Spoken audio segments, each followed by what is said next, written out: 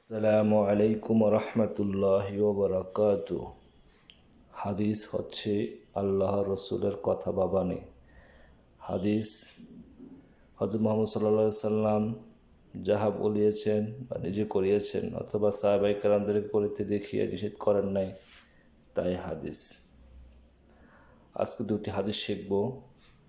এক নম্বর হাদিস শরীফ, ক্বালান নবী সাল্লাল্লাহু আলাইহি ওয়াসাল্লাম আখলিস দীনাকা ইয়াকফিকাল আমালুল কলিল। রাসূল সাল্লাল্লাহু আলাইহি সাল্লাম বলেন, তোমার ঈমানকে খাঁটি করো, অল্প আমলে নাজাতের জন্য যথেষ্ট হইবে। দুই নম্বর হাদিস শরীফ, ক্বালান নবী সাল্লাল্লাহু আলাইহি ওয়াসাল্লাম খায়রুকুম মান তাআল্লামাল কুরআন ওয়া আল্লামা। হাদিসের অর্থ, তোমাদের মধ্যে সর্ব উত্তম ওই ব্যক্তি যে কোরআন শিক্ষা করে এবং শিক্ষা দেয়। সাদাকাল্লাহুল আলিয়্যুল আযীম।